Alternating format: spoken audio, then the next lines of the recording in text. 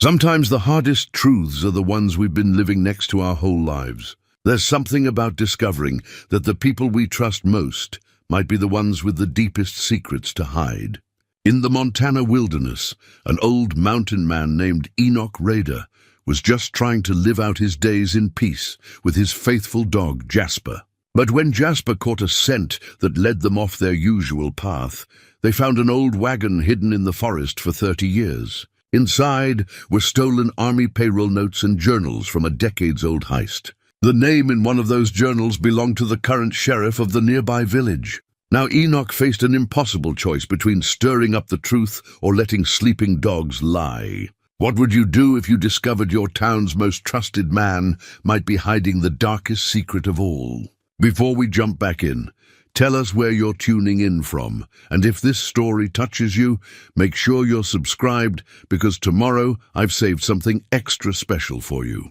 The morning mist clung to Dead Horse Ridge like a familiar old blanket, the kind that's been through too many winters but still brings comfort on cold days. Enoch Rayder stood on the porch of his weathered cabin, watching the sun struggle through the pine canopy while his coffee steamed in the crisp October air.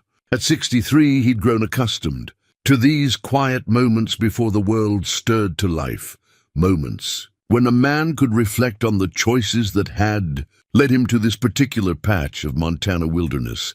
His limp was more pronounced in the morning cold, a souvenir from Vietnam that had followed him home like a persistent shadow. The doctors at the VA hospital had called it service-related, as if those two words could somehow capture the weight of carrying wounded men through jungle mud or the sound of mortars falling like deadly rain. But Enoch had long since made peace with the pain. It reminded him he was still breathing, still walking, still here when so many others weren't. Jasper, his 12-year-old blue-tick coonhound, emerged from the cabin with the deliberate dignity of a dog who understood his place in the morning routine. The hound's coat showed traces of grey around his muzzle, and his eyes held the wisdom that comes from years of reading the forest's subtle signs. Enoch had found Jasper as a pup, abandoned on the roadside near Glacier National Park, and they'd been inseparable ever since. In a world where people seemed to complicate everything they touched, Jasper offered something rare, uncomplicated loyalty. "Morning, old boy," Enoch murmured, scratching behind the dog's ears. Jasper's tail wagged once, a measured response that conveyed both affection and the understanding that breakfast would be appreciated. Their relationship operated on a currency of mutual respect, built through countless mornings like this one and evenings by the fire when the wind howled through the peaks. The cabin itself told the story of a man who'd chosen solitude over society. Built with his own hands from local timber, it sat nestled against a stand of ponderosa pines that provided shelter from the worst of winter's fury. The structure was solid, practical, and free of unnecessary ornamentation, much like the man who'd built it. A stone chimney rose from the center, sending a thin column of smoke into the morning sky, and the windows were positioned to catch the first light of dawn and the last glow of sunset. Inside, the cabin reflected 20 years of careful accumulation. Books lined the walls, histories, biographies, and classic novels that had provided companionship during the long winter nights. A well-maintained rifle rested above the fireplace, not as decoration, but as a tool that had put meat on the table and deterred the occasional bear with poor judgment. The furniture was handmade and sturdy, built to last by someone who understood the value of quality craftsmanship. Enoch had chosen this life deliberately, after his wife Sarah had passed from cancer 15 years earlier. The doctors in Billings had done everything they could, but sometimes the fight is already decided before the first treatment begins. Her death had left him with a choice: stay in town, surrounded by memories and well-meaning neighbors, or find a place where grief could transform into something more manageable. The mountains had offered sanctuary, and he'd accepted their invitation. The nearest town, 3 Pines, lay 7 miles down a winding dirt road that became treacherous in winter and challenging in spring. Population 847, according to the weathered sign at the town limits, though Enoch suspected the number was optimistic. 3 Pines existed because the railroad had needed a water stop and the mountains had provided timber, but both industries had long since moved on. What remained was a collection of determined souls who'd chosen to stay despite the economic headwinds. Sheriff Marcus Dalton had been elected to keep the peace in 3 Pines for the past 8 years, running unopposed in the last 3 elections. At 55, he possessed the kind of steady demeanor that inspired confidence in nervous tourists and respect from longtime residents. Dalton had grown up in these mountains, served a stint in the army, and returned home to raise his family. His reputation was built on fairness, competence, and the rare quality of actually listening when people brought their problems to his office. Enoch's interactions with the sheriff had been limited, but positive. Dalton would occasionally drive up to check on him during harsh winters, and Enoch would nod his appreciation without feeling obligated to invite the man inside. They understood each other in the way that independent men do, respectful distance seasoned with mutual recognition. The morning routine never varied. After coffee and reflection, Enoch would prepare a simple breakfast, while Jasper waited with the patience of a saint. Then they'd check the small garden where he grew vegetables, inspect the generator that provided electricity, and walk the perimeter of his property. These weren't mere chores, but rituals that connected him to the land and provided structure to days that might otherwise drift without purpose. Today felt different, though Enoch couldn't identify why. Jasper seemed more alert than usual, his head cocked as if listening to sounds that existed just beyond human perception. The dog had always possessed an uncanny ability to sense changes in weather, wildlife patterns, and even Enoch's moods. If Jasper was picking up on something unusual, it was worth paying attention. The path behind Dead Horse Ridge had become familiar territory over the years. Enoch used it for his longer walks, following game trails that wound through dense stands of lodgepole pine and across meadows where wildflowers painted the landscape in summer.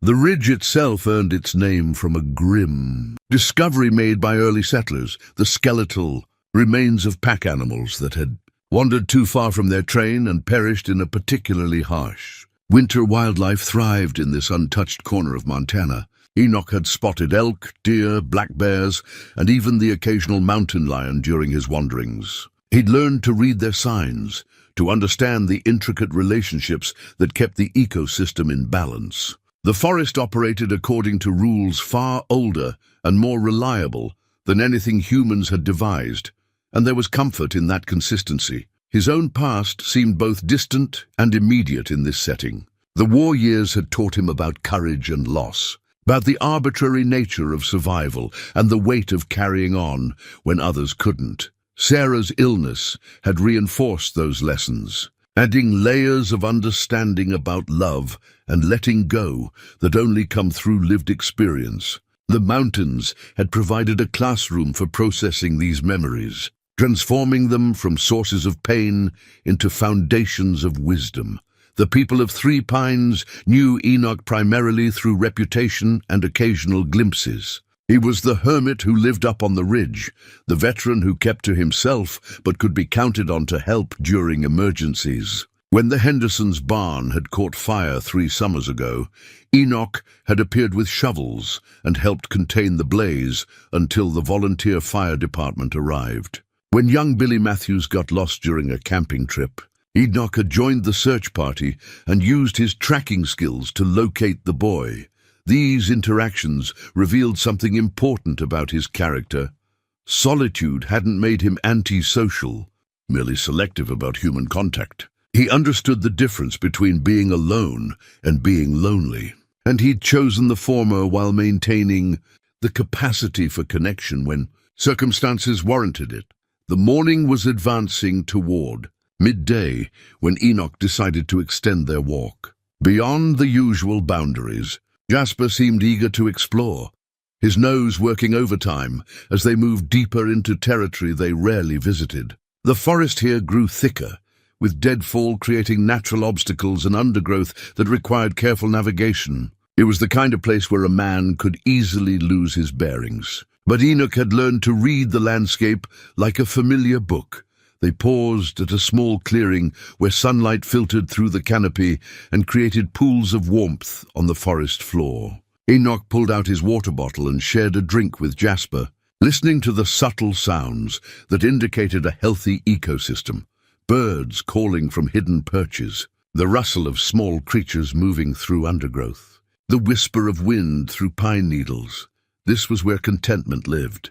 In moments like these, when the complexities of human nature seemed distant and manageable, Enoch had found peace in simplicity, in the rhythm of seasons, and the reliability of natural cycles. He'd traded ambition for tranquility, social connections for self-sufficiency, and the bargain had proven worthwhile. But as they prepared to continue their walk, Jasper's behavior shifted noticeably. The dog's ears perked up, his body tensing with the focused attention of a hunter detecting prey. Something had captured his interest, something that lay deeper in the forest, where shadows gathered and secrets might hide undisturbed for decades. Enoch trusted his companion's instincts completely. In all their years together, Jasper had never led him astray or shown interest in anything that proved dangerous or pointless. If the dog sensed something worth investigating, it was worth following that lead to see where it might take them. "What is it, boy?" Enoch asked quietly, though he knew the question was more for his own benefit than the dog's. Jasper was already moving toward whatever had caught his attention, his nose close to the ground and his tail held high with excitement. The trees grew thicker as they followed Jasper's lead, and the undergrowth became more challenging to navigate. Enoch found himself pushing through tangles of brush and stepping over fallen logs that had been decomposing for years. The forest here felt older, more mysterious, as if it had been waiting patiently for someone to discover its hidden secrets. They were venturing into territory that maps couldn't capture and GPS couldn't navigate. The kind of wilderness where time moved differently and the past might be preserved like insects in amber. Enoch felt his curiosity building alongside his physical exertion, wondering what could have attracted Jasper's attention so powerfully. The morning had started like countless others, with coffee and contemplation and the simple pleasure of sharing space with a loyal companion. But as they moved deeper into the forest's embrace, Enoch sensed that this day would be different. Sometimes the most significant discoveries begin with the smallest deviations from routine, and Jasper's unusual interest suggested they were about to encounter something that would challenge the peaceful equilibrium Enoch had worked so hard to achieve. Jasper's nose led them through a maze of fallen timber and thick undergrowth, deeper into the wilderness than Enoch had ventured in years. The dog moved with purpose, pausing occasionally to verify the scent trail before pressing forward with renewed determination. His behavior reminded Enoch of hunting expeditions from decades past, when Jasper was younger and they'd tracked wounded deer through similar terrain. The forest grew denser with each step, creating a natural cathedral of towering pines and filtered sunlight. Moss covered everything in a soft green blanket, and the air carried the rich scent of decomposition and new growth, the endless cycle that kept these mountains alive. Enoch's limp became more pronounced on the uneven ground, but curiosity drove him forward despite the discomfort. "Easy, boy," he called softly as Jasper disappeared around a massive Douglas fir. "Let an old man catch up." When Enoch rounded the tree, he found Jasper standing perfectly still, his entire body rigid with attention. The dog was staring at what appeared to be a natural depression in the forest floor, overgrown with decades of vegetation. But as Enoch moved closer, he began to distinguish shapes beneath the green camouflage, straight lines that nature rarely created, metal fittings that gleamed dully through gaps in the moss. His heart quickened as recognition dawned, hidden beneath. 30 years of forest growth was the unmistakable outline of a covered wagon, the kind used by settlers heading west in the late 1800s. The wooden wheels were partially buried, and vines had woven themselves through the spokes like nature's own barbed wire. The canvas cover had long since rotted away, leaving only the wooden frame and metal hardware to tell the story of its abandonment. Enoch approached slowly, his mind racing with questions. How had a wagon ended up this deep in the wilderness? There were no roads within miles, no trails that could accommodate wheeled transportation. The nearest passage suitable for wagons was the old mining route that ran along the valley floor. But that was at least 5 miles away and separated by rugged terrain that would challenge even experienced hikers. Jasper circled the wagon with professional interest, his nose working overtime to process the complex mixture of scents that had accumulated over the decades. The dog's excitement was palpable, but he maintained the discipline that years of training had instilled. He'd found something significant, and he knew it. The wagon's construction suggested quality craftsmanship, reinforced axles, iron fittings that had resisted rust better than expected, and dimensions that indicated it had been built for serious travel rather than local transport. This wasn't a farmer's hay wagon or a merchant's delivery cart. This was the kind of vehicle that carried families across hostile territory, loaded with everything they owned and hoped to build in a new land. Enoch pulled out his pocket knife and began cutting away the worst of the undergrowth, revealing more details with each careful slice. The wood showed signs of deliberate concealment. Branches had been arranged to obscure the outline, and the positioning suggested someone had taken considerable effort to hide the wagon from casual discovery. This hadn't been abandoned in panic or left behind due to mechanical failure. Someone had carefully concealed it and walked away. As he worked to clear the vegetation, Enoch noticed something that made his pulse quicken. The wagon's tailgate was secured with a modern padlock, its brass surface green with age but still intact. Whatever was inside had been considered valuable enough to warrant protection, even in this remote location where discovery seemed impossible. The padlock presented both a practical problem and an ethical dilemma. Enoch had tools back at the cabin that could deal with the mechanical challenge, but did he have the right to open something that had been deliberately secured? The legal ownership was unclear. The wagon could belong to descendants of the original owners, to the state of Montana, or to whoever held title to this particular patch of forest. But curiosity won the internal debate, as it usually did with men who'd spent their lives following questions to their conclusions. Enoch returned to his cabin and retrieved a small crowbar from his tool collection, explaining his mission to Jasper as if the dog might offer legal counsel. "Finders keepers might not hold up in court," he told his companion as they retraced their steps through the forest. "But sometimes a man's got to know what he's stumbled onto." The walk back to the wagon felt longer than the initial journey, weighted with anticipation and the growing certainty that this discovery would complicate his carefully ordered life. Enoch had chosen solitude precisely to avoid the kind of moral complexities that human society seemed to generate with depressing regularity. The mountains offered clarity. Right and wrong were usually self-evident, and consequences followed actions with mathematical precision. But as he applied leverage to the ancient padlock, Enoch realized he was about to step back into the messy world of human motivations and hidden agendas. The lock gave way with a metallic snap that seemed unnaturally loud in the forest quiet, and Jasper's ears pricked forward as if he too understood the significance of the moment. The wagon's interior revealed itself slowly as Enoch lifted the wooden planks that served as a makeshift cover. Decades of moisture had taken their toll, but the contents had been wrapped in oilcloth that had provided surprising protection. His hands trembled slightly as he unwrapped the first bundle, revealing a collection of leather-bound journals tied with string. The journals were followed by other items that painted an increasingly disturbing picture.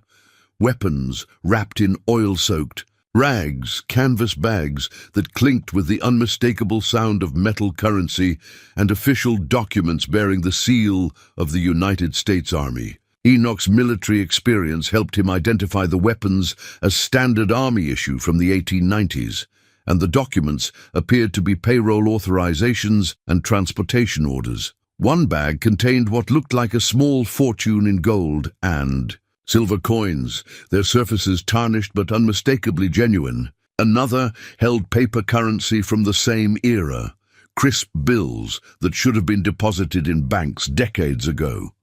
The quantities suggested this wasn't personal savings or traveling money. This was institutional wealth that had gone missing from its intended destination. But it was the journals that held Enoch's attention most completely.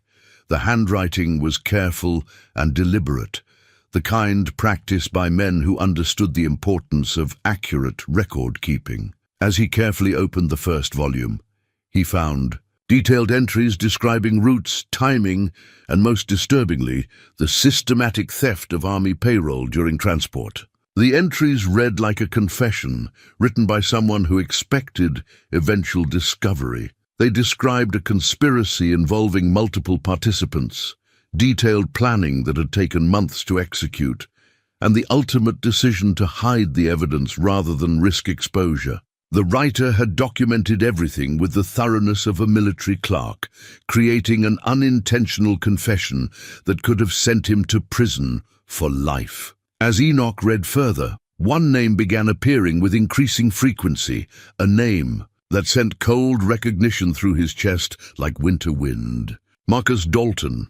Not the current sheriff, but someone with the same surname who had apparently played a central role in the theft operation.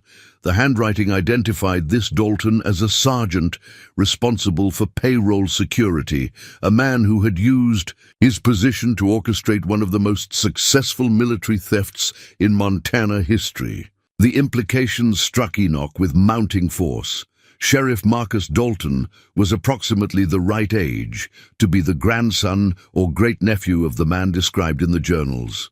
The family resemblance might extend beyond physical features to include knowledge of this hidden cache. Perhaps the current sheriff knew exactly where this wagon was hidden and had been waiting for the right moment to claim his inheritance. Or perhaps Marcus Dalton was completely innocent, unaware that his ancestor had been involved in criminal activity that could still destroy reputations and raise uncomfortable questions about the source of family property and influence. The journal suggested that the stolen payroll had never been recovered, making this one of the largest unsolved thefts in the territory's history. Enoch sat back on his heels, his mind struggling to process the magnitude of what he'd discovered. In the space of a single morning, his simple walk with Jasper had transformed into something that could shake the foundations of Three Pines' social order. The evidence in this wagon could destroy the reputation of the town's most respected law enforcement officer, or it could provide answers to questions that had puzzled historians for generations. Jasper watched his master with the patient attention of a dog who sensed emotional turbulence but couldn't identify its source. The hound had done his job perfectly, following an interesting scent to its logical conclusion. Now it was up to Enoch to decide what to do with the discovery that would change everything. The forest around them continued its ancient rhythms, indifferent to human drama, and the complications that arose when past and present collided in unexpected ways. But for Enoch Rayder, the peaceful simplicity of mountain life had just become infinitely more complex. The walk back to his cabin felt like a journey through quicksand. Each step seemed to require more effort than the last, and Enoch found himself stopping frequently to catch his breath, though he knew the breathlessness had more to do with his racing thoughts than physical exertion. Jasper trotted beside him with the satisfied air of a dog who'd completed an important mission, occasionally glancing up at his master with what looked suspiciously like pride. Enoch had carefully rewrapped the journals and secured the wagon as best he could, but he'd brought one volume back with him. The leather binding felt heavy in his jacket pocket, weighted with more than its physical mass. Every few steps, he found himself reaching up to touch the outline through the fabric, confirming that the morning's discovery hadn't been some elaborate hallucination brought on by too much solitude and mountain air. The familiar sight of his cabin should have brought comfort, but instead it looked different somehow, smaller, more vulnerable, as if the knowledge he now carried had somehow changed his perception of everything around him. The neat stack of firewood he'd split last week seemed almost quaint in its ordinary purposefulness. The garden where he'd harvested the last of the season's vegetables appeared innocent to the point of naivety. Inside, the cabin's familiar warmth wrapped around him like an old friend's embrace, but even that comfort felt fragile now. Enoch set the journal on his kitchen table and stared at it while he made coffee with hands that trembled slightly. The routine of measuring grounds and adding water helped steady his nerves, but his eyes kept returning to the leather-bound evidence of crimes committed decades before his own birth. Jasper settled into his customary spot by the fireplace, but his attention remained focused on Enoch with the alertness of an animal sensing distress in his pack leader. The dog had spent enough years reading his master's moods to recognize when something significant had shifted in their carefully ordered world. The coffee helped, its familiar bitterness providing an anchor point in a morning that had become increasingly surreal. Enoch opened the journal with the careful reverence of a man handling a loaded weapon, knowing that the words inside had the power to destroy lives and reshape the understanding of his adopted community. The handwriting belonged to someone named Thomas Dalton, and the entries began in the spring of 1892. The initial pages read like standard military documentation: duty rosters, weather observations, and routine complaints about army food and officer incompetence. But as the entries progressed, they revealed a growing dissatisfaction with military life and an increasing interest in the quantities of gold and silver that passed through Fort Benton on their way to smaller outposts. Thomas Dalton had been thorough in his record-keeping, documenting not only his own growing corruption, but the recruitment of accomplices and the development of an increasingly sophisticated theft operation. He wrote about bribing teamsters, falsifying shipping manifests, and creating elaborate diversions to mask the systematic looting of military payrolls. What emerged from the careful entries was a portrait of a man who'd convinced himself that he was simply claiming compensation for inadequate military pay and dangerous working conditions. The rationalization was elaborate and self-serving, but it revealed someone who understood exactly what he was doing and had calculated the risks with mathematical precision. The most disturbing aspect was the clinical detachment with which Thomas Dalton had documented his crimes. He showed no remorse for stealing money intended to pay soldiers who were risking their lives on the frontier. Instead, he wrote about the thefts as if they were legitimate business transactions, carefully recording profits and discussing expansion opportunities with the enthusiasm of a successful entrepreneur. Enoch found himself growing angry as he read his military service, providing a visceral understanding of what the stolen payrolls had meant to the soldiers who'd been cheated. These weren't faceless bureaucratic victims. They were men who'd enlisted to serve their country and had been betrayed by someone charged with their protection and support. The entries continued through the summer and fall of 1892, detailing increasingly ambitious thefts and the growing sophistication of the operation.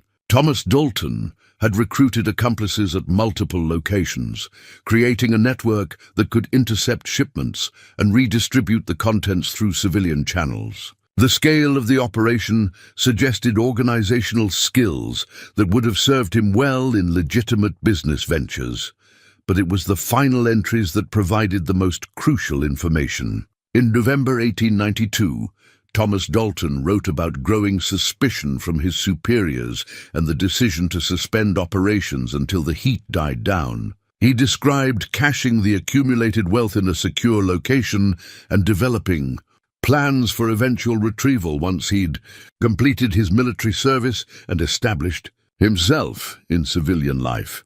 The cache location was described in terms that clearly identified the area behind Dead Horse Ridge, though the specific landmarks had changed over the intervening decades. Thomas Dalton had chosen his hiding spot well, remote enough to avoid accidental discovery. but accessible enough for eventual retrieval by someone who knew what to look for. The final entry was dated December 15th, 1892, and its tone suggested someone who was confident in his planning, but aware of the risks he'd accepted. Thomas Dalton wrote about his intention to complete his military service without arousing further suspicion, then return to civilian life and gradually access the hidden wealth to establish himself as a respectable businessman. But something had obviously gone wrong with that plan, because the cash had remained undisturbed for over a century. Either Thomas Dalton had been unable to return for his treasure, or he'd chosen not to risk exposure by attempting to retrieve it. The journals offered no explanation for this decision, leaving Enoch to speculate about what had prevented the original thief from claiming his ill-gotten gains. The immediate question was what to do with this information. Enoch could simply return the journal to the Wagon and pretend the morning's discovery had never happened. The crimes were ancient history, and everyone directly involved was long dead.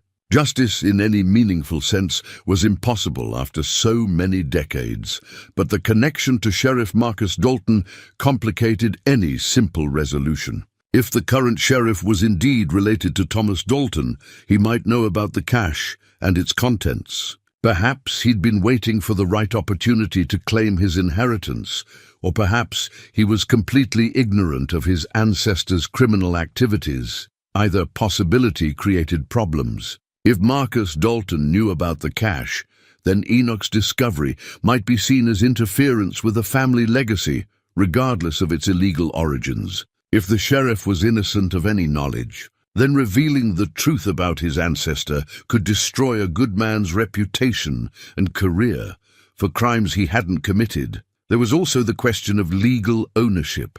The stolen money had originally belonged to the United States government, and there were probably laws covering the recovery of stolen federal property, regardless of how much time had passed. The cash might legally belong to the federal treasury, making any private claim to its contents a federal crime. Enoch poured another cup of coffee and walked to his window, looking out at the mountains that had provided peace and clarity for 20 years. The peaks remained unchanged, eternal and indifferent to human complications, but their usual comfort felt distant now. He'd stumbled into a situation that demanded decisions he wasn't qualified to make, and actions that could have far-reaching consequences for people he barely knew. Jasper appeared at his side, pressing against his leg with the silent support that dogs offer when they sense their humans are troubled. The gesture reminded Enoch that some loyalties transcended the complexities of human moral reasoning,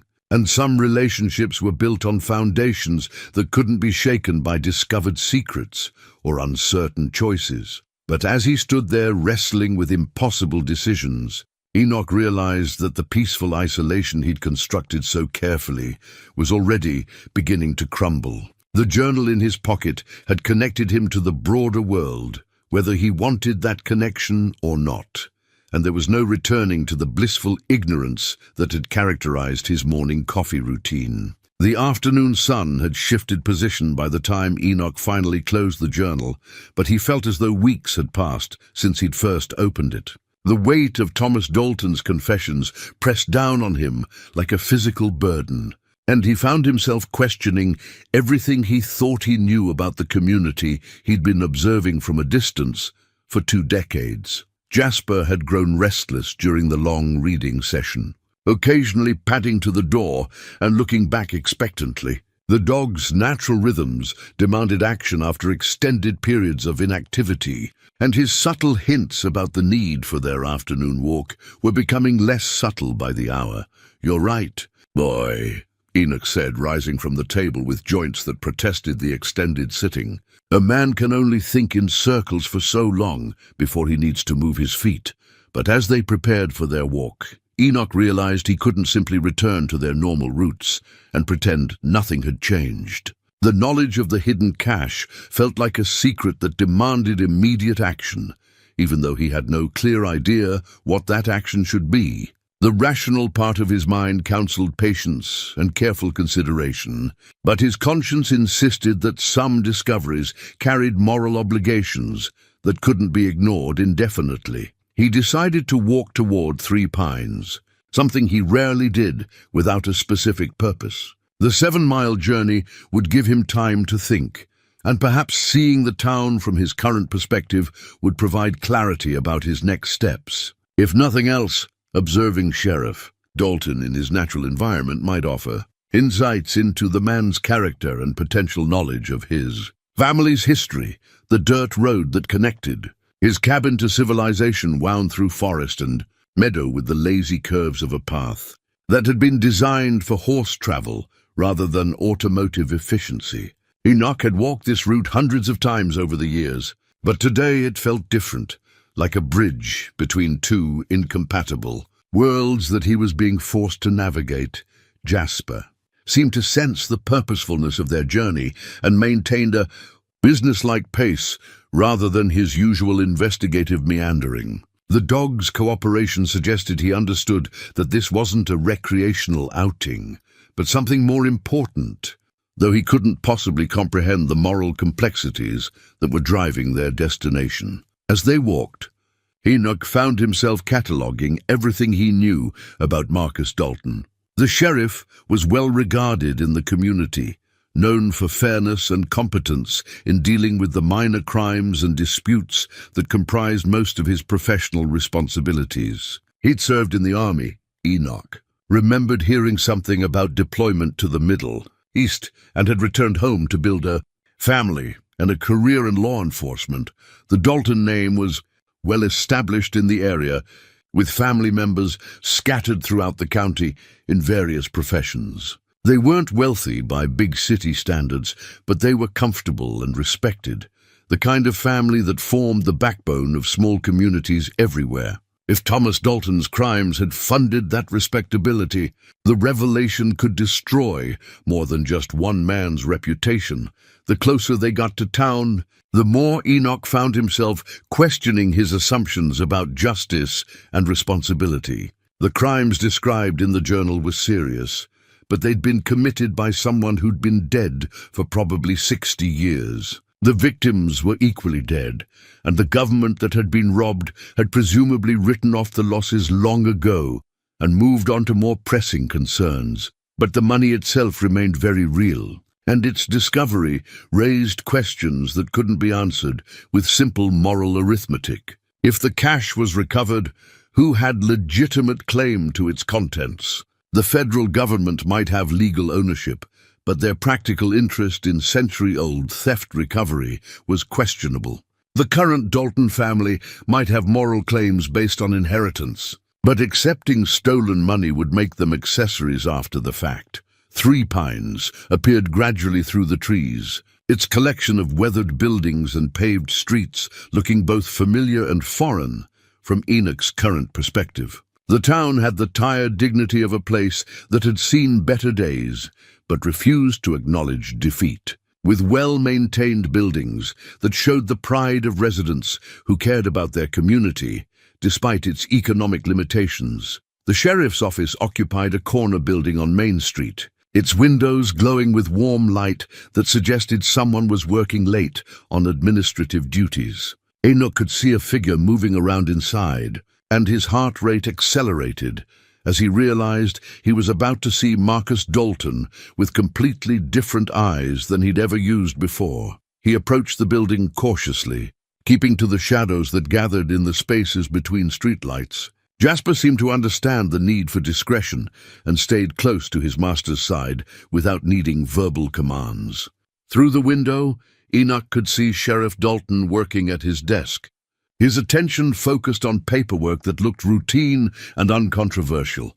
The man appeared exactly as Enoch remembered him, competent, methodical, and completely absorbed in his work. There was nothing in his manner to suggest someone carrying the weight of family secrets or guilty knowledge about hidden treasure. He looked like exactly what he appeared to be, a small-town law enforcement officer dealing with the daily requirements of his position. But as Enoch watched, he found himself searching for resemblances to the Thomas Dalton who'd emerged from the journal entries. The physical features were impossible to judge from this distance and angle, but there were subtler similarities in posture and movement that might indicate family connections. The way Marcus Dalton held his pen, the angle of his head when he was concentrating, these could be inherited traits that connected him to his criminal ancestor, or they could be meaningless coincidences that Enoch's heightened awareness was transforming into significance. He'd seen enough investigations during his military service to know how easily circumstantial evidence could be shaped to support predetermined conclusions, and he was determined not to fall into that trap. After 20 minutes of observation, Enoch had learned nothing definitive about Marcus Dalton's character or knowledge. The sheriff appeared to be exactly what he'd always seemed, a dedicated public servant doing his job with professional competence. Whether that appearance reflected reality or concealed deeper truths was impossible to determine from external observation. As they began the walk back to the cabin, Enoch realized that his impromptu reconnaissance mission had raised more questions than it had answered. He was no closer to understanding what he should do with his discovery, and his respect for Marcus Dalton as an individual had, if anything, increased. The sheriff's apparent dedication to his work made the possibility of destroying his reputation even more troubling. The journal in his pocket seemed to grow heavier with each step. Its weight increased by the growing complexity of the moral situation it represented. Enoch had hoped that seeing Marcus Dalton would provide clarity about his next actions, but instead it had reinforced his understanding that there were no simple answers to the questions that Thomas Dalton's confessions had raised. The walk home took place in gathering darkness, with Jasper's superior night vision guiding them safely along the familiar route. But for Enoch, the physical journey felt like a metaphor for his emotional state, navigating uncertain terrain with incomplete information and no clear destination in sight. 3 days passed before Enoch could bring himself to return to the hidden wagon. The journal had remained on his kitchen table like an unexploded ordnance, demanding attention while simultaneously repelling any desire to engage with its contents further. He'd read Thomas Dalton's confessions twice more, hoping to find some detail that would simplify his moral predicament. But each reading only deepened the complexity of his situation. Sleep had become elusive, replaced by long hours of staring at the ceiling while his mind cycled through increasingly elaborate scenarios. In some, Marcus Dalton emerged as a knowing beneficiary of his ancestors' crimes, using family knowledge to build his respectable life on a foundation of stolen money. In others, he was an innocent man whose world would be shattered by revelations about family history he'd never suspected. Jasper had grown concerned about his master's changed behavior, following him more closely than usual and offering the kind of constant companionship that dogs provide when they sense emotional distress. The hound's loyalty was both comforting and guilt-inducing. At least someone in Enoch's life maintained moral clarity about their obligations and affections. The weather had turned colder during the 3-day interval, with morning frost that warned of winter's approaching dominion over the mountains. Enoch bundled himself in layers that would have seemed excessive a week earlier, but the chill he felt seemed to penetrate deeper than skin and required more than physical warmth to address. The walk to the wagon felt like a pilgrimage to a shrine he wasn't sure he wanted to worship at. Each familiar landmark along the way reminded him of the simplicity that had characterized his life just days earlier, when his biggest decision was whether to split more firewood or repair the loose board on his porch. Now he was wrestling with questions that seemed to have no satisfactory answers, and consequences that extended far beyond his own peace of mind. The wagon appeared unchanged, its camouflage of vegetation and decay providing the same protection it had offered for over a century. But Enoch's perception of the site had been fundamentally altered by knowledge of its contents. What had initially appeared to be a fascinating historical artifact now looked like a crime scene that was still awaiting resolution. He approached the cache with the reverence of someone handling evidence that could destroy lives or deliver justice, depending on how it was interpreted and used. The remaining journals beckoned from their oilcloth wrapping, promising additional revelations that might clarify or further complicate his understanding of Thomas Dalton's criminal enterprise. The second journal covered the period from late 1892 through the spring of 1893, and its tone was markedly different from the confident criminality of the earlier entries. Thomas Dalton wrote about growing paranoia and suspicion from his commanding officers, describing close calls and narrow escapes that suggested his theft operation was attracting unwanted attention. More disturbing were references to violence that had apparently accompanied some of the later thefts. Thomas Dalton wrote matter-of-factly about silencing witnesses and eliminating complications in language that strongly suggested murder. The man who had begun as an opportunistic thief had evolved into something far more dangerous, someone willing to kill to protect his criminal enterprise. The entries described the murders of 2 civilian teamsters who had discovered discrepancies in payroll shipments and threatened to report their suspicions to military authorities. Thomas Dalton wrote about these killings with the same clinical detachment he'd used to document his thefts, treating human life as another obstacle to be overcome in pursuit of his goals. Enoch felt sick as he read these confessions, his military experience providing visceral understanding of what the murders had meant to the victims' families and communities. These weren't faceless casualties of war, but innocent men who'd been killed for trying to do the right thing. Their deaths had enabled Thomas Dalton's continued theft and eventual escape from justice.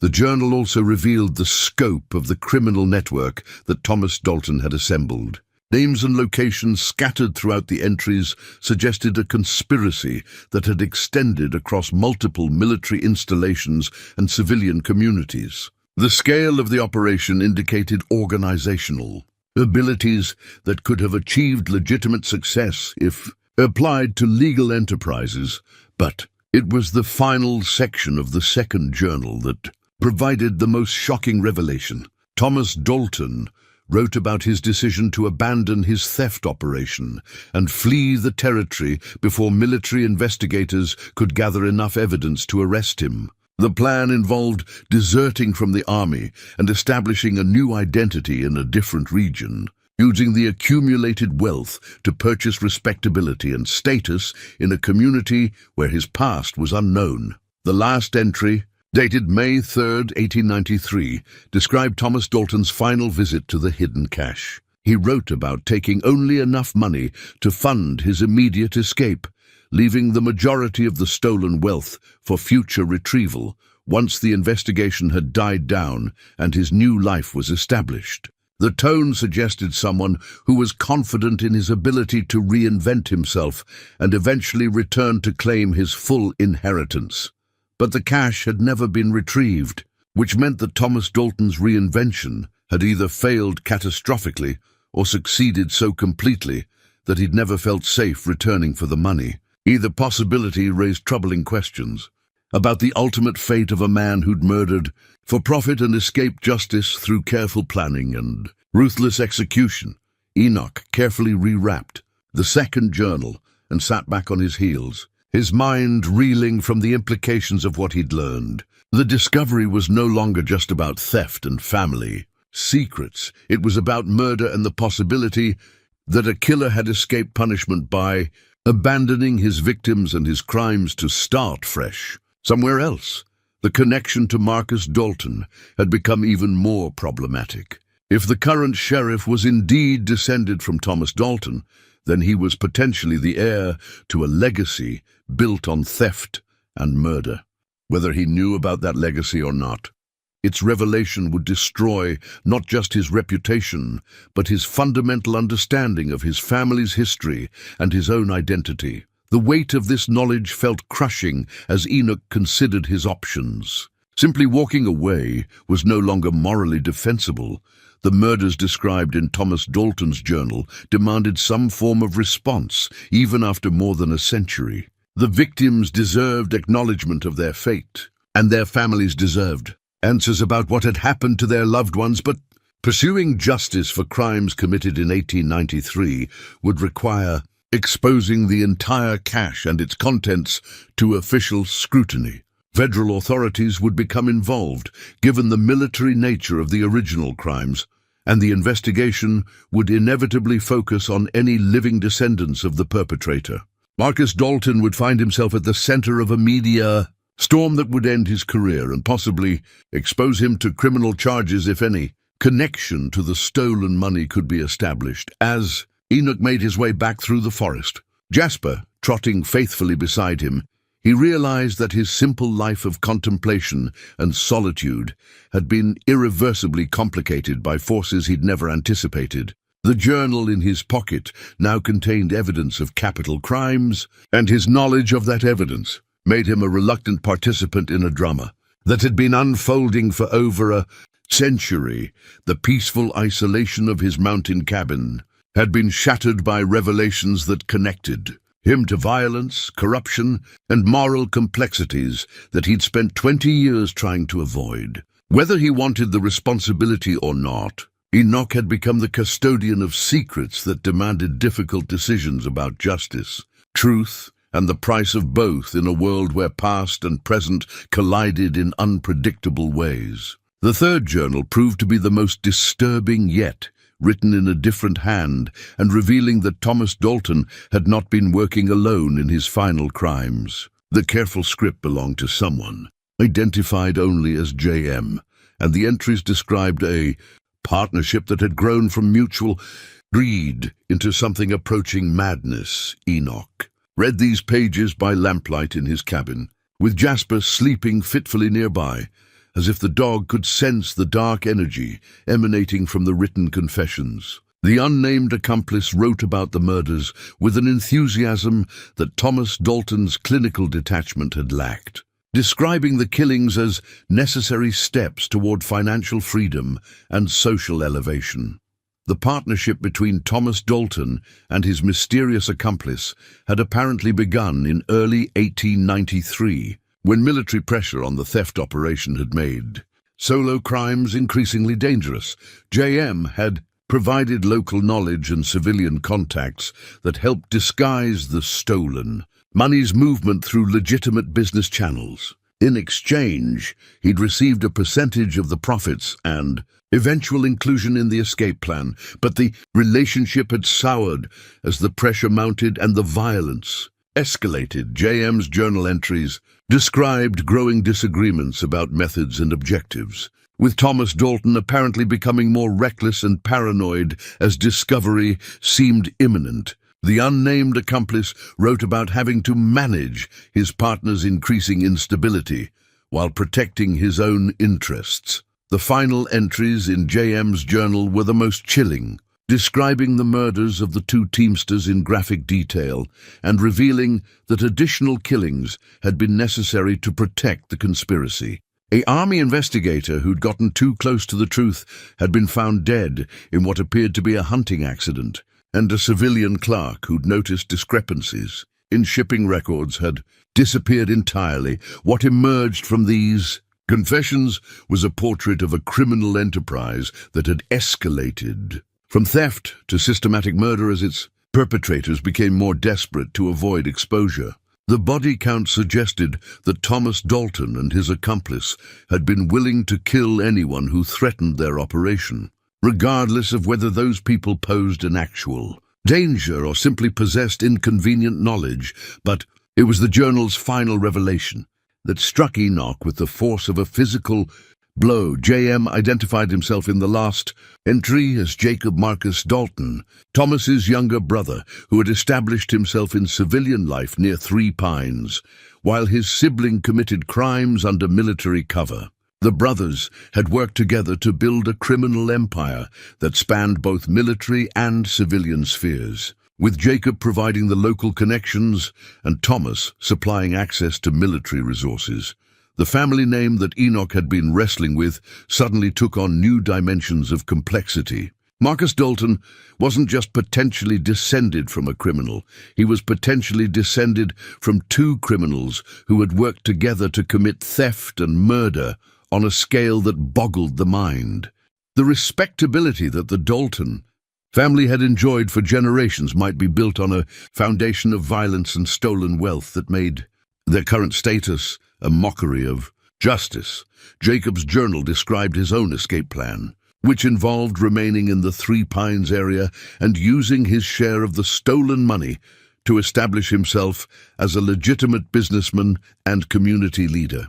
He wrote about purchasing property, making strategic investments, and carefully building the kind of reputation that would insulate him from suspicion if questions were ever raised about his past. The plan had apparently worked perfectly. Jacob Marcus Dalton had succeeded in transforming himself from a murderous criminal into a respected member of the community, using stolen money to purchase the social standing that he'd been denied by birth and circumstance. His descendants had inherited that respectability without knowledge of its true source, building their own lives on foundations they'd never thought to question. Enoch set the journal aside and walked to his window, staring out at the mountains that had provided comfort and clarity for so many years, but now seemed indifferent to the moral complexities that were tearing him apart. The discovery had evolved far beyond his initial concerns about a single family's reputation. It was now about a systematic corruption that had shaped the development of his adopted community for over a century. The implications were staggering. If Jacob Dalton had used stolen money to establish himself in Three Pines, then much of the town's early development might have been funded by theft and murder. Property that had been passed down through generations might have been purchased with blood money, and businesses that had provided employment and stability might have been built on criminal foundations. More troubling was the possibility that knowledge of these crimes had been passed down through the Dalton family, carefully preserved as both insurance and inheritance. Perhaps Marcus Dalton wasn't an innocent man who would be shocked by revelations about his family's past. Perhaps he was the knowing beneficiary of a criminal legacy that he'd been protecting and perpetuating for his entire career. The sheriff's position would have provided perfect cover for managing any unwanted attention to family history. As the primary law enforcement officer in the county, Marcus Dalton would have been ideally positioned to suppress investigations, redirect inquiries, and ensure that questions about the past never gained enough momentum to threaten the present. His reputation for competence and integrity might be carefully constructed camouflage for a much darker reality. But even as these suspicions formed in Enoch's mind, he found himself resisting their implications. The Marcus Dalton he'd observed seemed genuinely dedicated to his work and his community, displaying none of the calculating ruthlessness that had characterized his criminal ancestors. If he was hiding knowledge of family crimes, he was doing so with an acting ability that bordered on the supernatural. The alternative possibility was even more disturbing, that Marcus Dalton was completely innocent of any knowledge about his family's criminal past, and that revealing the truth would destroy a good man for crimes he'd never committed or benefited from knowingly. The justice that the murder victims deserved might come at the cost of inflicting terrible injustice on their killer's innocent descendant. Enoch found himself trapped between competing moral obligations that seemed impossible to reconcile. The victims of Thomas and Jacob Dalton's crimes deserved acknowledgement and some form of justice, even after more than a century. Their families deserved answers about what had happened to their loved ones, and the stolen money deserved to be returned to its rightful owners. But pursuing that justice would require destroying the life and reputation of a man who might be completely innocent of any wrongdoing beyond the accident of his birth. Marcus Dalton had built a career on serving and protecting his community, and revealing his family's criminal legacy would end that service regardless of his personal knowledge or culpability. As Enoch wrestled with these impossible choices, He realized that his discovery had connected him to moral complexities that extended far beyond his own peace of mind. The journal in his hands contained evidence that could rewrite the history of three pines and potentially destroy the lives of innocent people, whose only crime was being born into the wrong family. The weight of this responsibility felt crushing, and Enoch found himself longing for the simple moral clarity that had characterized his military service, when right and wrong were usually distinguishable, and the consequences of action were immediate and measurable. The mountains that surrounded his cabin had provided refuge from such complexities for 20 years, but now they seemed powerless to shield him from the human drama that had invaded his sanctuary. Enoch was preparing to leave the wagon site when he noticed something that made his blood turn cold. Fresh footprints in the soft earth around the hidden cache, bootprints that were definitely not his own, made within the last day or two based on their crisp edges and lack of weather damage. Someone else had been here recently, someone who had approached the wagon and examined it carefully enough to leave multiple tracks in different locations. His heart hammered as he studied the prints more closely, his military training automatically cataloging details that might prove important later. The boots were modern, probably hiking or work boots, based on the aggressive tread pattern. The stride length suggested someone approximately 6 feet tall, and the depth of the impressions indicated a person of average weight, moving carefully and deliberately, rather than hurrying. Most disturbing was the pattern of the tracks, which showed that the visitor had circled the wagon multiple times before approaching the cache itself. This wasn't someone who had stumbled onto the site by accident. This was someone who had known exactly what they were looking for and had examined it with the thoroughness of a professional investigator. Enoch's mind raced through the implications. Had someone been watching him during his previous visits? Had his movements through the forest been observed and tracked back to this location? Or had someone else possessed independent knowledge of the wagon's existence and chosen this moment to investigate their own suspicions? The possibility that had been haunting him for days suddenly seemed much more likely. Marcus Dalton might indeed know about his family's criminal legacy and had been monitoring the cache site for signs of discovery. Perhaps the sheriff had been making regular visits to ensure that the evidence remained undisturbed, and Enoch's investigation had finally attracted the attention he'd been trying to avoid. But as Enoch continued to study the scene, he noticed additional details that painted an even more troubling picture. The visitor had not just examined the wagon, they had opened it. The careful arrangement of oilcloth and wooden planks that Enoch had restored after each visit had been disturbed and then hastily replaced. Someone had been inside the cache and had handled its contents. His hands trembled as he lifted the makeshift cover and examined the interior. The journals were still present, but their positioning was subtly different from how he'd left them. The money bags had been moved and examined, and the weapons showed signs of recent handling. Most ominously, several items appeared to be missing entirely. Documents that he remembered seeing during his first investigation were no longer present. The realization struck him like a physical blow. Someone had been systematically removing evidence from the cache, probably over multiple visits spanning weeks or months. Enoch's discovery hadn't initiated this process. It had simply interrupted an ongoing effort to sanitize the site and eliminate any traces of the Dalton family's criminal past. This changed everything. If Marcus Dalton or someone acting on his behalf had been managing the cache site, then the sheriff's innocence was no longer a reasonable assumption. The careful removal of specific documents suggested someone with detailed knowledge of the cache's contents and a clear understanding of which evidence posed the greatest threat to current interests. Enoch felt a chill that had nothing to do with the mountain air. If his suspicions were correct, then he had stumbled into a situation far more dangerous than he'd initially realized. Rather than dealing with ancient crimes and moral complexities, he might be facing active criminal conspiracy. and people who were willing to kill to protect their secrets. The missing documents would have been the most incriminating evidence, probably. Correspondence between the Dalton brothers, detailed records of specific crimes, and documentation of how the stolen money had been laundered through legitimate business channels. Without these materials, proving the connection between past crimes and current wealth would be much more difficult. But whoever was sanitizing the site had made a crucial error.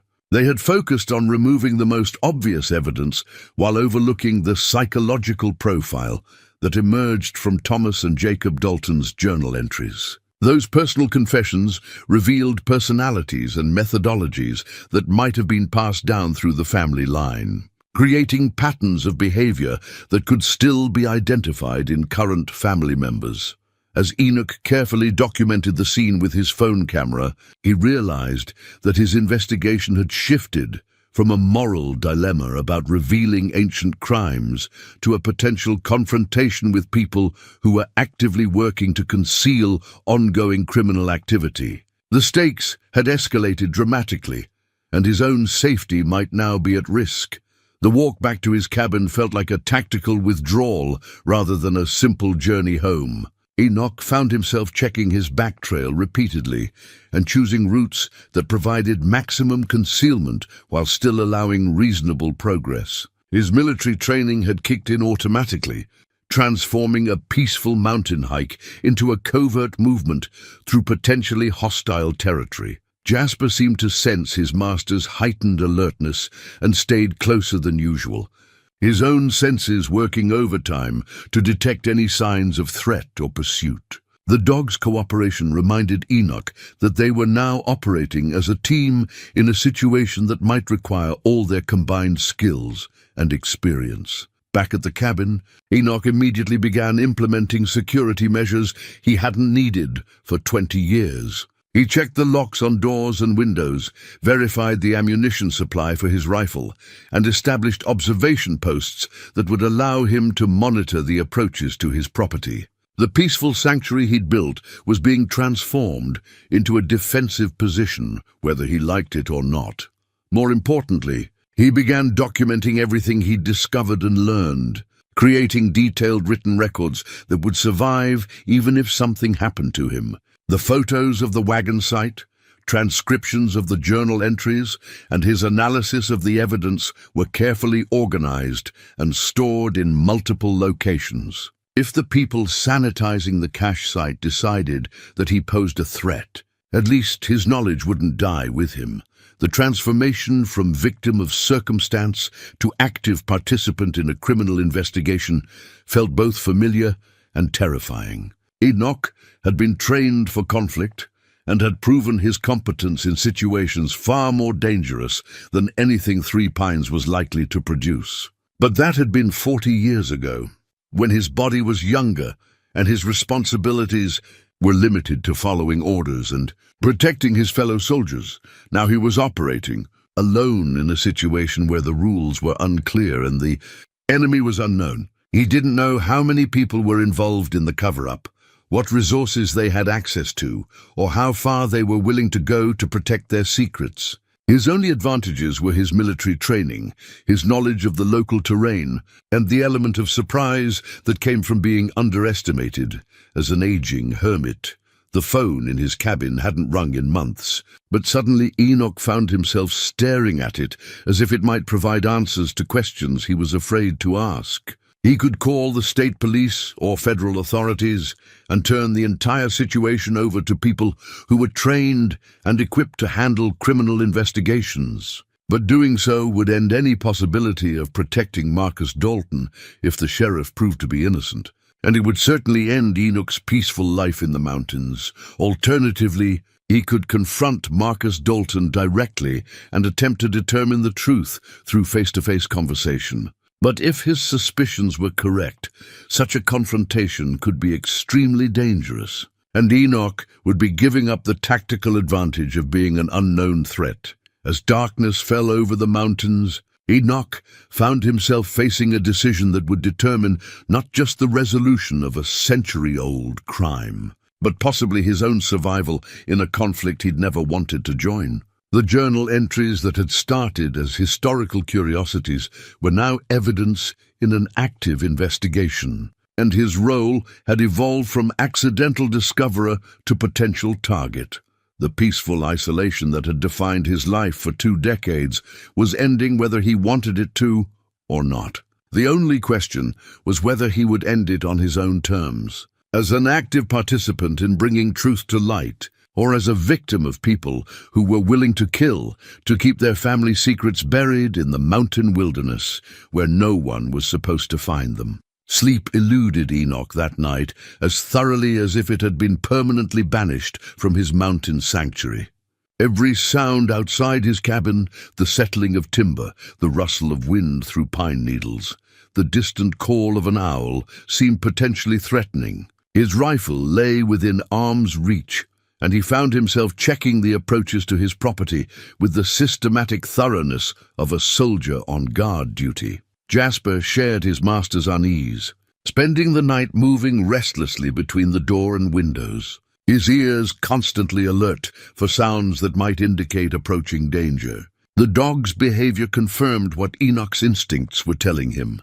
They were no longer alone in their mountain refuge, and the watchers might not have peaceful intentions. By dawn, Enoch had reached a decision that would have seemed impossible just days earlier.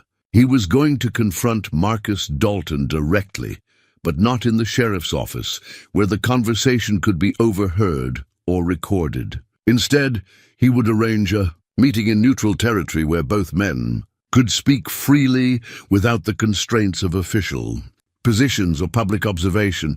The challenge was making contact without revealing his hand prematurely.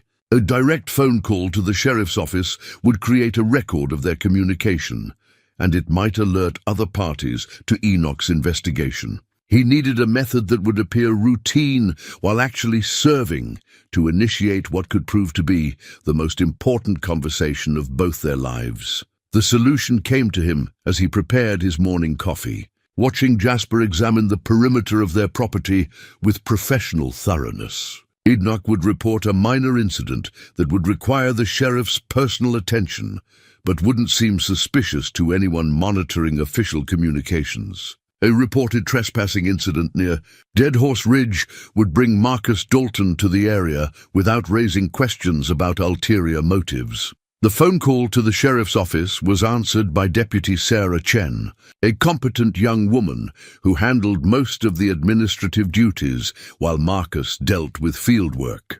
Enoch explained that he'd found evidence of unauthorized camping on his property and was concerned about potential poaching activity in the area.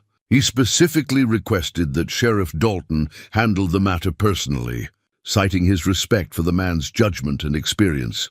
Deputy Chen scheduled the meeting for late afternoon, when Marcus would be finishing his regular patrol route and could investigate the reported incident without disrupting other duties. The timing would also provide natural lighting for any confrontation while ensuring that Enoch would have several hours to prepare for what might prove to be the most dangerous conversation of his civilian life. The preparation involved more than just mental rehearsal of his arguments and evidence.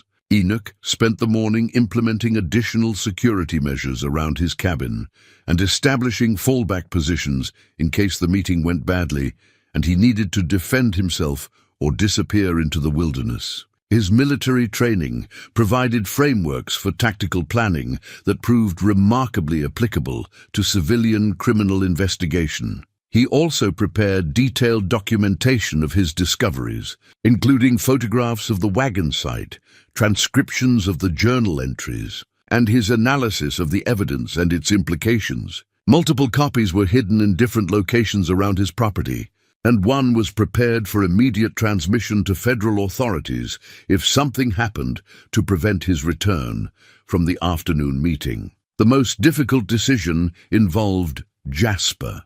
The dog's loyalty and protective instincts made him a valuable ally in any confrontation, but his presence might also escalate tensions unnecessarily or provide a hostage that could be used against Enoch. After considerable internal debate, Enoch decided to bring Jasper along, but to keep him at a distance where he could serve as backup without being immediately threatened. As the appointed time approached, Enoch found himself reviewing everything he knew about Marcus Dalton and trying to predict how the sheriff might react to accusations about his family's criminal past. The man's military service suggested discipline and honor, but it also indicated training in violence and deception that could prove dangerous if he was indeed protecting family secrets. The meeting location was a clearing near Dead Horse Ridge, chosen for its accessibility to official vehicles, while providing Enoch with multiple escape routes if the conversation turned threatening. The site was also within shouting distance of the hidden wagon, which might prove important if physical evidence was needed to support verbal arguments. Marcus Dalton arrived precisely on time, driving his official vehicle, but dressed in civilian clothes that suggested he was treating this as an informal consultation rather than an official investigation. He emerged from the car with the relaxed confidence of someone who expected a routine conversation about minor property issues, and his greeting was warm and respectful. "Afternoon, Enoch," the sheriff said, extending his hand in a gesture that seemed genuinely friendly. "Sarah said you were having some trouble with trespassers. Happy to take a look and see what we can do about it." For a moment, Enoch found himself hoping that his suspicions were wrong and that Marcus Dalton was exactly what he appeared to be, a dedicated public servant who would be as shocked as anyone by revelations about his family's criminal past. The man's manner seemed so genuine that it was difficult to believe he could be concealing knowledge of theft and murder spanning multiple generations. But Enoch had committed himself to this confrontation, and the evidence demanded answers, regardless of how uncomfortable those answers might prove to be. He led Marcus toward the ridge, ostensibly to show him the area where he'd found signs of unauthorized camping, but actually to gauge the sheriff's reaction to proximity to his family's hidden secrets. "Appreciate you coming out personally," Enoch said as they walked. "I know you've got more important things to deal with than an old hermit's property concerns." Marcus chuckled, a sound that seemed relaxed and unforced. "Part of the job, and honestly, I enjoy getting out of the office when I can. Desk work isn't really my strength, and it's a beautiful day for a walk in the woods." They reached the clearing that Enoch had designated as the meeting point, and the sheriff began examining the area with professional thoroughness, looking for signs of recent human activity.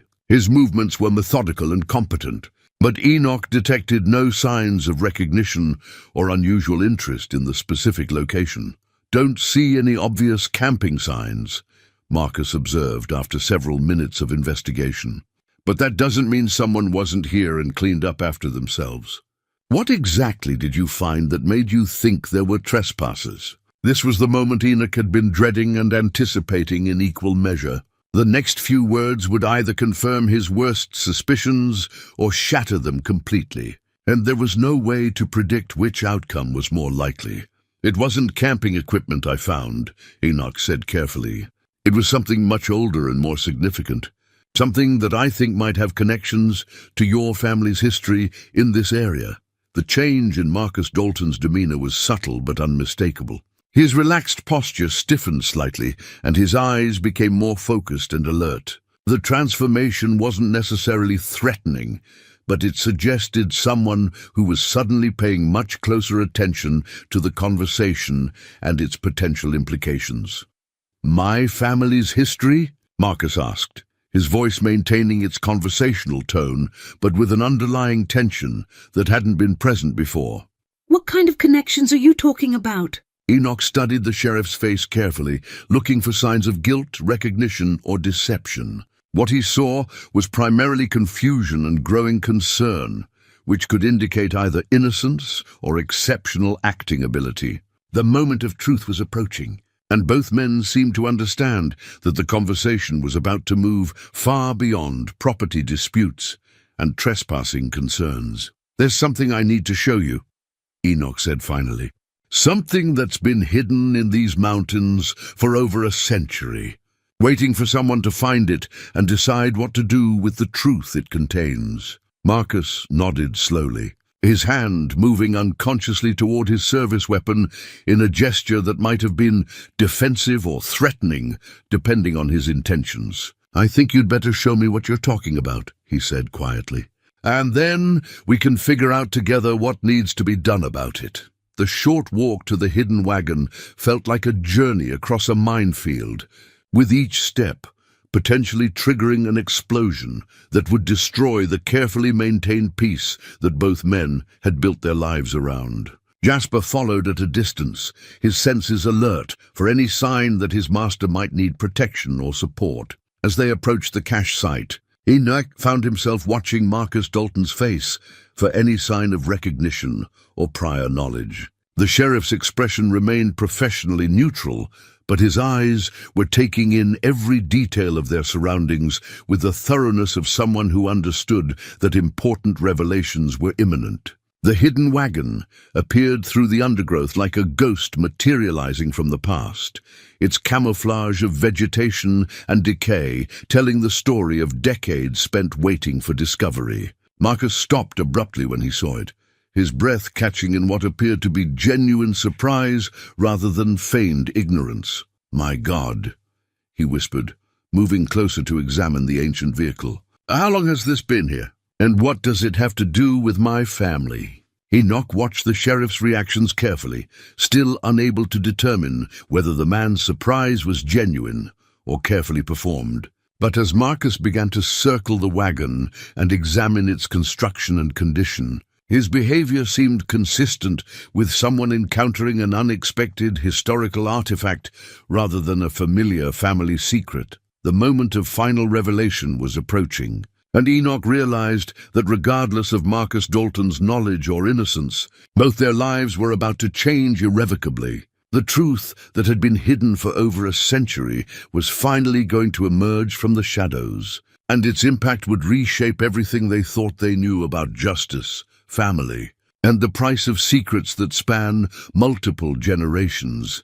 Enoch pulled back the oilcloth covering and revealed the cache's contents to Marcus Dalton's widening eyes. The sheriff's reaction was immediate and visceral, a sharp intake of breath followed by a step backward as if the objects inside the wagon carried some form of physical threat. "Jesus Christ," Marcus whispered, his professional composure cracking as he stared at the weapons, money bags, and journals that had been hidden for over a century.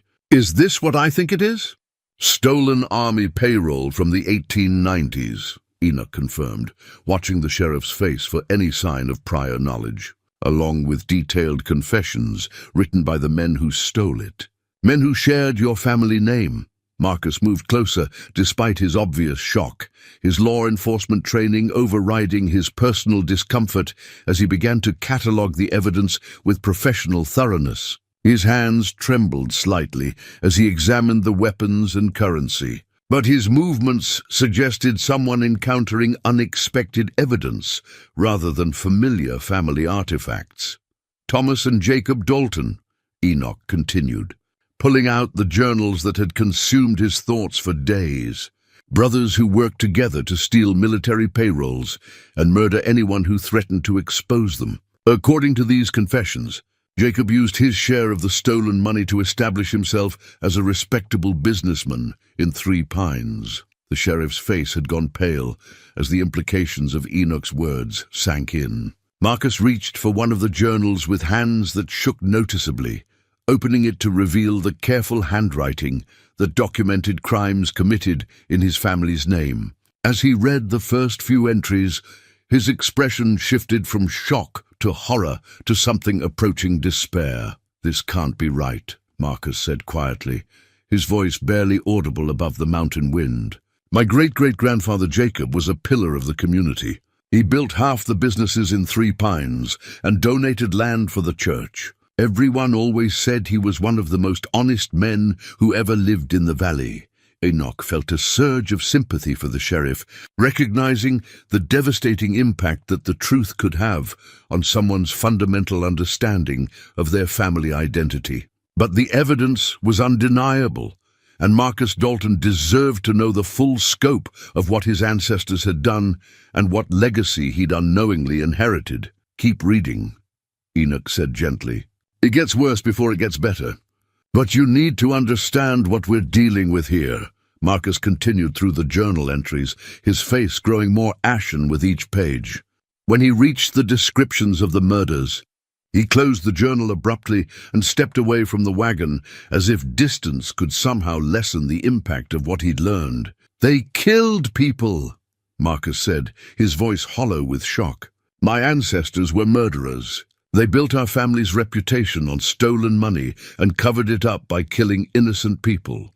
The sheriff's reaction convinced Enoch that Marcus had been genuinely ignorant of his family's criminal past. The man's horror and revulsion were too authentic to be feigned, and his obvious struggle to process the information suggested someone whose worldview was being fundamentally challenged, rather than someone whose secrets were being exposed. "There's more," Enoch said, pulling out the photographs he'd taken of the recent footprints around the Wagon site. "Someone else has been coming here regularly, removing evidence and sanitizing the cache.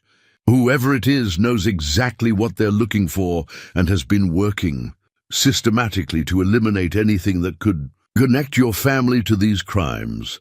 Marcus studied the photographs with professional interest, his law enforcement training helping him focus on the evidence despite his emotional turmoil. The bootprints were clear and recent, and their patterns suggested multiple visits by someone who was intimately familiar with the site's contents and layout. "These prints are maybe 2 days old," Marcus observed, his voice regaining some of its professional steadiness. "Whoever made them has been here multiple times and knows exactly what they're doing. This isn't random vandalism or treasure hunting. This is a deliberate cover-up operation." The sheriff looked up from the photographs, and Enoch could see a new understanding dawning in his eyes. Marcus was beginning to realize that his discovery of his family's criminal past was just the beginning of a much larger and more dangerous situation. "If someone in my family has known about this all along and has been actively covering it up," Marcus said slowly, "then they're not just protecting ancient family secrets. They're committing ongoing crimes to hide evidence of historical crimes. And if they're willing to go this far to keep the truth buried, they might be willing to go further." Enoch finished the thought that Marcus was struggling to articulate, "including silencing anyone who threatens to expose what they've been hiding." The two men stared at each other across the hidden wagon, both understanding that they had moved far beyond a simple historical discovery into territory that was actively dangerous. Someone with detailed knowledge of the Dalton family's criminal legacy was working to protect that secret, and they had just revealed themselves as threats to that protection effort. Marcus straightened his shoulders, and Enoch could see the sheriff's professional resolve asserting itself despite the personal devastation of learning about his family's past. Whatever Marcus Dalton's ancestors had done, the man himself was clearly committed to justice and the rule of law that his position represented. "We need to get this evidence to federal authorities," Marcus said firmly. "Military theft, interstate crimes, ongoing conspiracy to obstruct justice. This is way beyond anything my office can handle. But first, we need to figure out who in my family has been managing this cover-up and how far they're willing to go to protect it." The sound of approaching footsteps through the forest made both men freeze. Someone was moving toward their location with the confident stride of someone who knew exactly where they were going. Enoch's hand moved instinctively toward his jacket pocket, where the emergency flare waited as his final safeguard, while Marcus automatically positioned himself to protect the evidence while maintaining a clear view of the approaching threat. Through the trees came a figure that made Marcus's face go white with recognition and disbelief. Deputy Sarah Chen emerged into the clearing, but she wasn't wearing her uniform or displaying any of the deference that had characterized her professional relationship with the sheriff. Instead, she moved with the purposeful confidence of someone who was in complete control of the situation. "Hello, Marcus," Sarah said calmly, her hand resting on her service weapon in a gesture that was unmistakably threatening. I was wondering when you'd finally stumble onto our family's little secret. Though I have to admit, I didn't expect you to have help from the local hermit." Marcus stared at his deputy in shock, his mind struggling to process the implications of her presence and her words. "Sarah, what are you talking about? What do you mean, our family's secret?" Sarah smiled with cold satisfaction, clearly enjoying the dramatic revelation she was about to deliver. "Chen is my married name, Marcus. My maiden name was Dalton. I'm your cousin, descended from Jacob's younger son, who changed his name to avoid association with the family scandal. I've been watching over the family interests for years, making sure that inconvenient truths stayed buried where they belonged." The pieces of the puzzle fell into place with sickening clarity. Sarah Chen had been perfectly positioned to monitor any official investigations that might threaten the family secret, and her role as deputy had given her access to information and resources that made her cover-up efforts virtually undetectable. She'd been the one making regular visits to the Wagon site, systematically removing the most damaging evidence while maintaining her cover as a dedicated law enforcement officer. "You've been stealing evidence from a crime scene," Marcus said, his voice hardening with professional outrage despite his personal shock. "You've been obstructing justice and violating your oath as a law enforcement officer." Sarah's expression didn't change, but her hand tightened on her weapon. "I've been protecting our family from the consequences of ancient history that has no bearing on our current lives. Those crimes were committed over a century ago by people who are long dead. There's no justice to be served, only reputations to be destroyed and lives to be ruined." Enoch had been listening to this exchange with growing understanding of how deeply the corruption had penetrated the local law enforcement structure. Sarah Chen's position as deputy had given her perfect cover for her criminal activities, and her apparent competence and dedication had prevented anyone from questioning her motives or methods. The murders weren't ancient history to the families of the victims, Enoch interjected, drawing Sarah's attention and allowing Marcus to adjust his position slightly. "Those people deserved justice, and their descendants deserve to know what happened to their loved ones." Sarah's laugh was harsh and bitter. "Justice? You want to talk about justice for people who died before our grandparents were born? What about justice for the living members of the Dalton family who would be destroyed by these revelations? What about the innocent people whose lives would be ruined for crimes they never committed?" Marcus was studying his deputy with the careful attention of someone reassessing everything he thought he knew about a trusted colleague. "How long have you known Sarah? How long have you been lying to me about who you are and what you've been doing?" "I've known since I was a child," Sarah replied, her voice taking on the tone of someone explaining obvious facts to a slow student. "The family has been protecting this secret for generations, passing down the knowledge and the responsibility to each new generation. You were supposed to be told when you turned 30, but your father decided you were too idealistic to handle the truth." He was probably right. The revelation that Marcus had been deliberately kept ignorant of his family's criminal legacy while his cousin had been raised with full knowledge of it added another layer of betrayal to an already devastating situation. Marcus had built his career on principles of honesty and justice, never knowing that his own family had been systematically undermining those same principles for over a century. "So what's your plan now?" Marcus asked, his voice steady despite the emotional turmoil he was clearly experiencing. "Are you going to kill us to protect the family secret? Add 2 more murders to the Dalton legacy." Sarah's expression remained cold and calculating as she considered her options. "I was hoping it wouldn't come to that. I was hoping you'd understand the bigger picture and agree to help cover this up for the good of everyone involved. But if you're going to be as stubborn and idealistic as your father feared," the threat hung in the mountain air like a physical presence, and Enoch realized that they had reached the moment where words would no longer be sufficient to resolve the situation.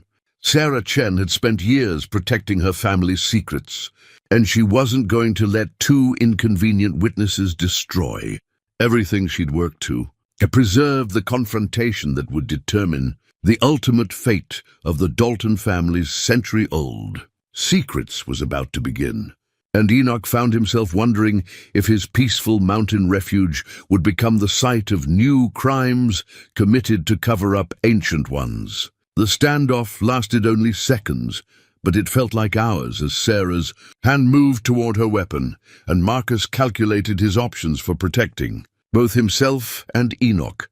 The mountain clearing that had been chosen for its peaceful isolation suddenly felt like an arena where past and present were about to collide with potentially fatal consequences, but it was Jasper who broke the deadly tension, emerging from the forest behind Sarah with the silent stealth that had made him such an effective hunting companion. The dog's low growl was the first warning Sarah had that she was no longer in complete control of the situation, and her momentary distraction gave Marcus the opening he needed. The sheriff moved with the trained efficiency of someone who had served in combat zones, disarming his deputy before she could draw her weapon and securing her hands behind her back with the same handcuffs she had carried as a symbol of law enforcement authority. Sarah's struggles were brief and futile, and her capture was accomplished without violence or drama. "Sarah Chen, you're under arrest for obstruction of justice, tampering with evidence, and conspiracy to conceal federal crimes," Marcus said, his voice carrying the weight of professional authority despite the personal betrayal he was experiencing. "You have the right to remain silent, and I strongly suggest you exercise that right until we can get federal authorities involved in this investigation."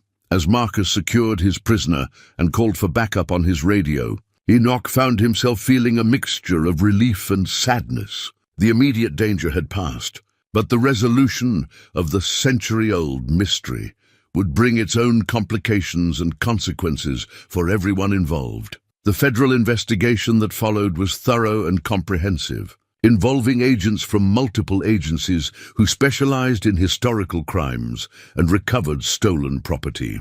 The Wagon site became an active crime scene, with forensic experts documenting every detail of the cache and its contents, while historians worked to verify the authenticity of the journals and their revelations. Sarah Chen's arrest led to the discovery of additional family members who had been aware of the Dalton legacy and had participated in various cover-up efforts over the years. The conspiracy had extended through multiple generations, with each new family member being indoctrinated into the secret and assigned responsibilities for protecting it from exposure. The stolen army payroll was eventually returned to federal custody, though its monetary value had been far exceeded by its historical significance. The weapons and documents became part of a traveling exhibition about frontier crime and justice, helping to educate the public about the challenges faced by law enforcement officers in the late 1800s. Marcus Dalton faced the most difficult decisions of his career as the investigation unfolded and the full scope of his family's criminal legacy became clear. He could have resigned from his position and attempted to distance himself from the scandal, but instead he chose to cooperate fully with federal investigators and work to ensure that justice was finally served for crimes that had been hidden for over a century. The sheriff's integrity and dedication throughout the investigation earned him respect from both federal authorities and his community, and he was eventually able to continue his career despite the shadow cast by his family's past.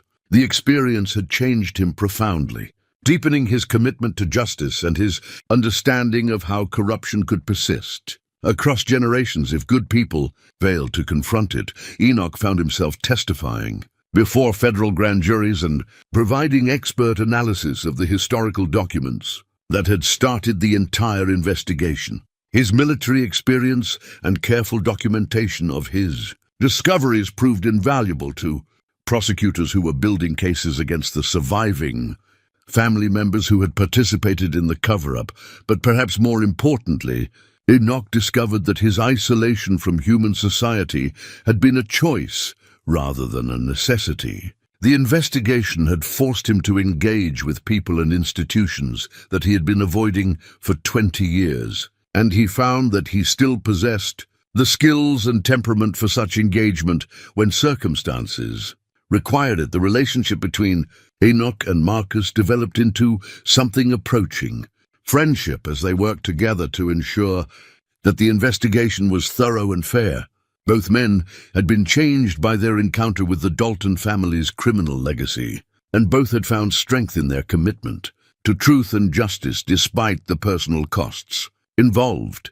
Three Pines itself struggled with the revelations about its founding families and the criminal money that had helped establish some of its most respected institutions. But the community ultimately chose transparency over comfortable denial, working with historians and federal authorities to understand the full scope of how the stolen money had influenced the town's development, the mountain clearing where Enoch and Jasper had made their world-changing discovery, returned to its natural quiet. But it was now marked by a small plaque that commemorated the victims of Thomas and Jacob Dalton's crimes. The memorial served as a reminder that justice, while sometimes delayed, could still be achieved when ordinary people were willing to confront uncomfortable truths. As winter settled over the Montana peaks, Enoch returned to his cabin and his life of peaceful contemplation, but with a deeper understanding of his connection to the broader human community. His voluntary isolation was no longer an escape from moral complexity, but a choice made from a position of strength and self-knowledge. Jasper had aged during the months of investigation and testimony, but his loyalty and wisdom remained unchanged. The dog had played a crucial role in uncovering truth and achieving justice, and his bond with Enoch had been strengthened by their shared experience of confronting danger and emerging victorious. On quiet evenings by the fire, as snow fell outside and the mountains settled into their winter sleep, Enoch would sometimes reflect on the chain of events that had transformed his simple morning walk into a catalyst for historical justice. The discovery had cost him his peaceful anonymity, but had given him something far more valuable, the knowledge that even ancient wrongs could be set right when ordinary people found the courage to do what was necessary. The secret that had poisoned the Dalton family for over a century was finally buried, not in hidden caches or covered-up evidence, but in the honest acknowledgement of truth and the pursuit of justice that had taken more than 100 years to achieve.